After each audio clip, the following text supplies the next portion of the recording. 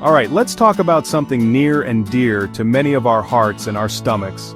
I'm talking about sweet corn, that beautiful, juicy, golden stuff that makes summer barbecues complete. It's more than just a tasty side dish, folks. It's a massive part of American agriculture, a real powerhouse crop. We're talking about a vegetable that brings in serious money and creates a whole lot of jobs. From the sprawling fields to your dinner plate, there's a whole lot of work, ingenuity, and good old-fashioned grit involved in getting that sweet corn to you. In 2021, the value of the U.S. sweet corn crop was a whopping $751 million. It consistently ranks as one of the top 10 most valuable vegetable crops grown right here in the USA. Think about all the hands that touch it, from the farmers planting the seeds to the folks stocking it in your local grocery store. Sweet corn has been a staple in American diets for generations.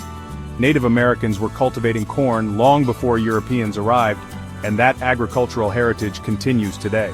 Modern farmers have taken that legacy and scaled it up, using incredible technology and know-how to feed a growing nation in even parts of the world. But even with all the advancements, the core of it remains the same: planting a seed, nurturing it, and harvesting the rewards. We'll look at how different states tackle the job of growing and harvesting this beloved crop. From manual labor under the Florida sun to high-tech machines in Michigan, and even night harvesting in California, it's a diverse and fascinating industry. We'll dig into the dirt, so to speak, and see what it really takes to bring billions of pounds of sweet corn to the American table. When you think of Florida, you probably picture beaches, theme parks, maybe some oranges, but let me tell you, Florida is an absolute giant when it comes to sweet corn. They are the top dog, the undisputed king of sweet corn production in the entire United States. The Sunshine State has the climate, the land, and a dedicated workforce that makes it all possible.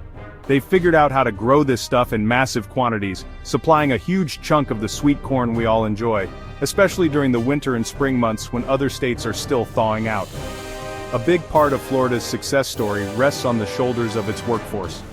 We're talking about around 5,000 migrant workers who are crucial to the sweet corn harvest.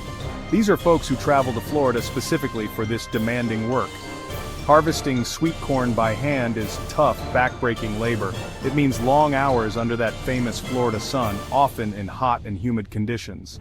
These workers are paid by the piece, typically earning around $1.25 per crate of corn they pick. In 2021, farmers in Florida planted a staggering 37,300 acres of sweet corn. The dedication of these farmers and workers is something else. Now let's head west to the Golden State. California is another major player in the sweet corn game, but they do things a little differently out there, especially down in places like Riverside County.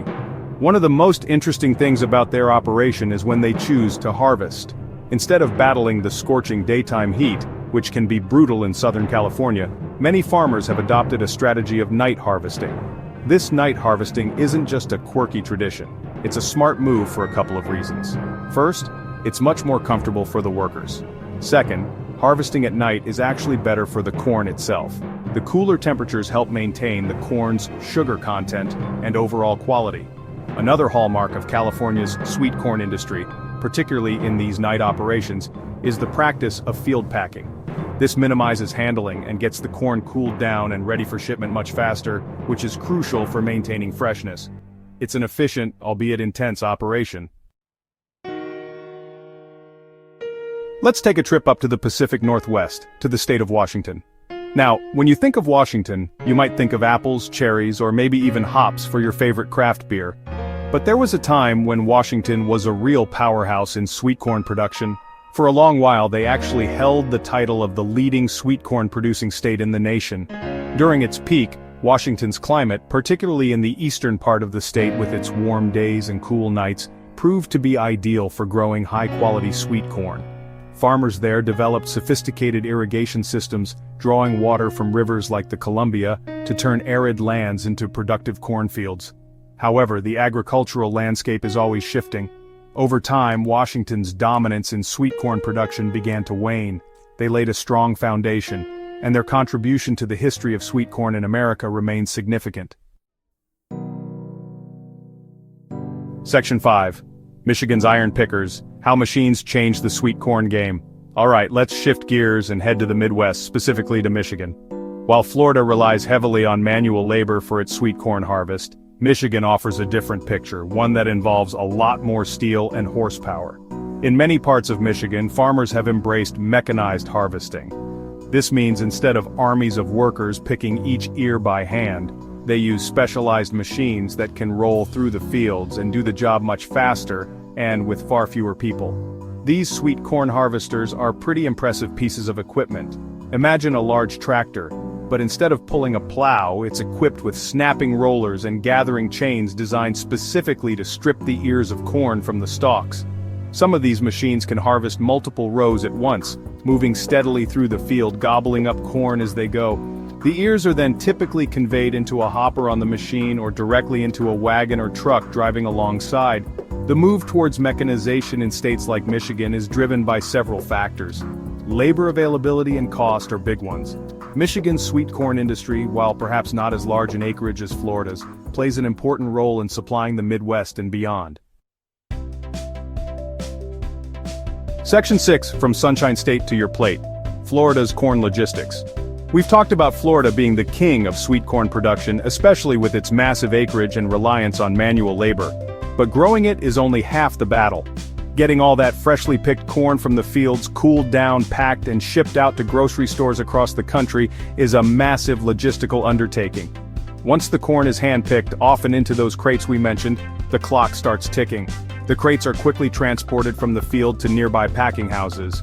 Here, the corn is typically hydro-cooled, drenched in or submerged in ice-cold water, to rapidly bring down its temperature. After cooling, the corn is sorted by quality and size, then packed into new, clean crates or cartons, often with ice to keep it cold during transit. Pallets loaded with packed corn are then quickly loaded onto refrigerated trucks, known as reefers. The efficiency of this entire supply chain is remarkable. Section 7, The Heartland's Planting Prowess, Indiana and Ohio's Seed Strategy. Let's venture into the heartland of America, to states like Indiana and Ohio.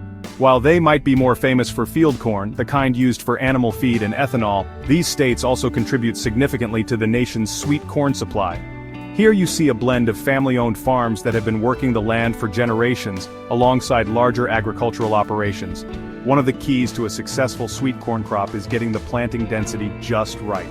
Farmers in Indiana and Ohio, like many across the country, utilize advanced planting machines that can place seeds with incredible accuracy. These planters are often guided by GPS, ensuring perfectly straight rows and optimal spacing between each seed, both down the row and between rows.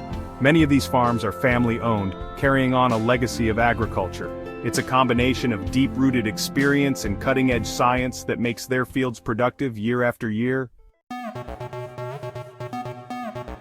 Section 8, Quenching the Thirst Water Weeds and Watching Over the Crop. Growing sweet corn, or any crop for that matter, isn't just about planting seeds and waiting for harvest. There's a whole lot of care and attention that goes into nurturing those plants from tiny seedlings into towering stalks laden with juicy ears. One of the most critical elements, especially for a thirsty crop like sweet corn, is water. Just how much water does sweet corn need? Well, get this. A single acre of sweet corn can require around 600,000 gallons of water throughout its growing season. In regions where rainfall isn't consistent or sufficient, farmers rely heavily on irrigation. Beyond water, farmers also have to contend with a host of other challenges like pests and weeds. Weeds compete with the corn plants for water, nutrients, and sunlight, so keeping them under control is essential. Pests, like the infamous corn earworm, can damage the ears and reduce the marketable yield. It's all part of the complex job of growing the food that feeds us. Section 9, America's Golden Harvest, Feeding Ourselves and Shipping It Out. When all that hard work, careful planting, meticulous watering, and pest management pays off, you get the harvest. And in the United States, that harvest is enormous. In 2021 alone, U.S. farmers brought in a staggering 2.9 billion pounds of sweet corn. The U.S. isn't just a big player in sweet corn, it's a global leader when it comes to overall corn production. The United States holds the title of the world's largest corn producer and exporter by a significant margin.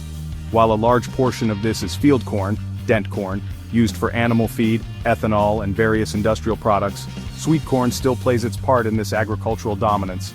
The sheer scale and efficiency of American farming allow the U.S. to not only meet its domestic demand, but also to ship substantial quantities of corn overseas.